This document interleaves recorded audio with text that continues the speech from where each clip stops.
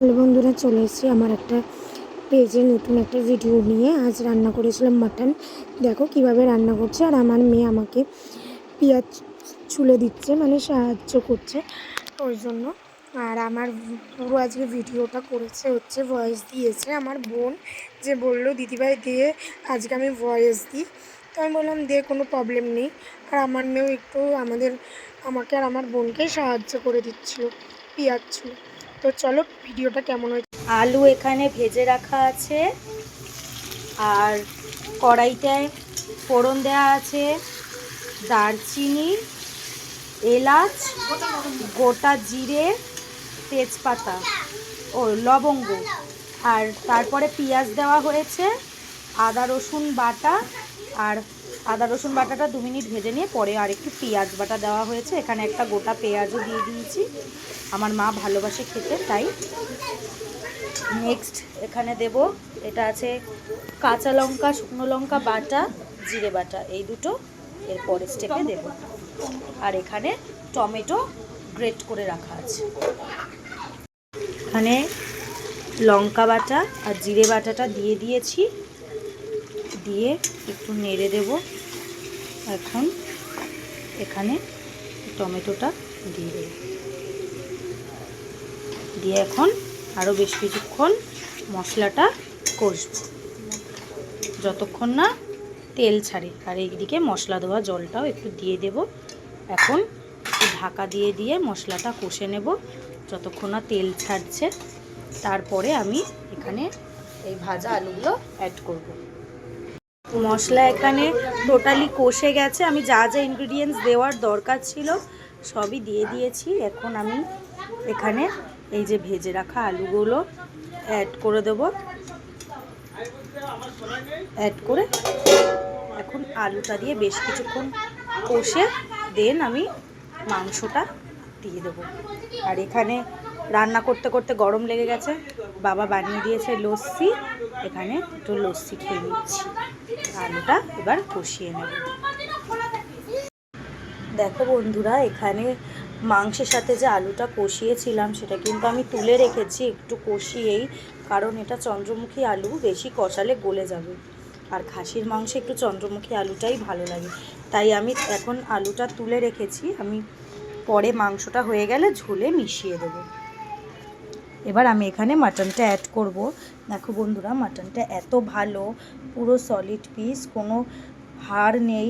প্রত্যেক কটা মাংসতেই পুরো সলিড, একটাও হাড় পাবে না তোমরা। ঠিক আছে, আমাদের এখানে অনেকে হয়তো চিনবে, সোদপুর ঘোলা বাজারে সোদপুর ঘোলা মিট শপ বলে একটা দোকান আছে, ওখান থেকে আমরা সব সময় আনি পাঁঠার মাংসটা। খুবই ভালো আর খুব দারুণ কোয়ালিটির মাংসটা, সত্যিই ভালো। আমাদের বাচ্চা আছে, আমার দাদু ঠাম্মা আছে, তারা বয়স্ক, তারাও খেয়ে বেশ ভালো মতনই খেতে পারবে, কারণ কোনো বোন নেই এতে। এবার আমি মাংসটা অ্যাড করে দেবো এক এক করে। দেখো বন্ধুরা, আমি মাংসটা দিয়ে দিয়েছি। তোমাদের বলতে ভুলে গেছি, এই মাংসটা আমি নুন, হলুদ আর টক দই আর সর্ষের তেল দিয়ে আমি ম্যারিনেশন করে ফ্রিজে রেখে দিয়েছিলাম প্রায় 3 থেকে 4 ঘন্টা। এখন আমি মাংসটা ভালো করে কষে নেব। দেখো বন্ধুরা, আমি মাংসটা অনেকক্ষণ কষিয়ে নিয়েছি, এখন কিন্তু মাংসটা ভালো ফুটছে। ঠিক আছে, তবে আরও কষা হবে। এই যে জলটা আছে, এই জলটা পুরো শুকিয়ে ফেলবো আমি কষতে কষতে। এখনও প্রায় অনেকক্ষণ আমি কষিয়ে নেব, তারপরে আমি কিন্তু প্রেসারে দেব মাংসটা। পুরো জলটা শুকিয়ে যাওয়ার পর ভালো করে ঢেকে ঢেকে আমি কষিয়ে নিচ্ছি।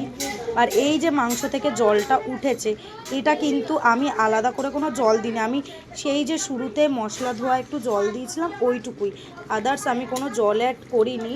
কারণ এই যে জলটা দেখছেন আপনারা, এই জলটা হচ্ছে মাংসতে যে আমি টক দই মাখিয়ে রেখেছিলাম, ওই টক দইয়ের থেকে জল ছেড়েছে। এই জলেই কিন্তু মাংসটা আমি কষবো, আদার্স কোনো জল আমি অ্যাড করব না। আর আমি এখন ঢাকাটা তুলেছি, এখন আমি এখানে সামান্য একটু চিনি দিয়ে দেব। চিনিটা কিন্তু মিষ্টির জন্য নয়, জাস্ট স্বাদটা একটু ব্যালেন্স হবে। এই যে এইটুকু চিনি আমি দিয়ে দিলাম। বন্ধুরা, আমি ঢাকা দিয়ে অনেকটাই কষিয়ে নিয়েছি মাংসটা। মাংসতে অনেকটা পরিমাণ জল ছিল, দেখো এখন জল কিন্তু অনেকটা কমে এসছে। বাকি যেইটুকু জল জল ভাব আছে ওইটুকু আমি ঢাকা দিয়ে আর একটু কষিয়ে নেব, দেন আমি প্রেশারে দেবো। দেখো গাইজ মাংস টোটালি কষে গেছে, তেলও ছেড়ে দিয়েছে। এবার আমি প্রেশারে দিয়ে দেবো, প্রেশারে দিয়ে সিটি মেরে নেবো। ভুলে গেছিলাম কষানোর পর যখন প্রেশারে ঢেলেছি ওটা দেখাতে, আমি মাংসটা দিয়ে ঝোলের জন্য জলও দিয়ে দিয়েছি আর ওপর থেকে গরম মশলাও দিয়ে দিয়েছি। এখন প্রেশারটা আটকে আমি সিটি মেরে নেবো। দেখো বন্ধুরা সিটি পড়ে গেছে, আমি গ্যাসটা অফ করে দিলাম।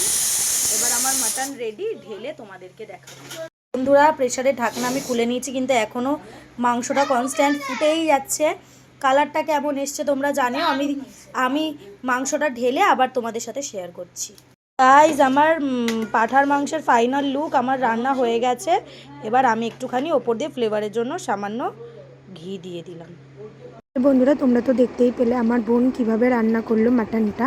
আর এখন দেখো আমাকে খেতেও দিয়ে দিয়েছে বাসমতি চালের ভাত, এখানে রয়েছে স্যালাড, শসা, পেঁয়াজ, টমেটো, আর এখানে দেখো মাটনও দিয়ে দিয়েছে, আর মাটনের সাথে আলুও দিয়ে দিয়েছে। তো এখন আমি ভাত মাখছি, তো খাবো বলে। অনেকটাই রাত হয়ে গেছিলো, আবার বাড়ি ফিরতে হবে, যেহেতু আমার অনুষ্ঠানটা হয়েছিলো আমার বাপের বাড়িতে, তো মাদার্স ডে ছিল ওই জন্য, আর প্লাস বোনের অ্যানিভার্সারি ছিল, ওই তরফে মানে কথায় আছে না, এক ঢিলে দু পাখি মারা, ওই আর কি। ভিডিওটা ভালো লাগলে লাইক কমেন্ট শেয়ার করে দেওয়ার। দেখো একটা নাল্লি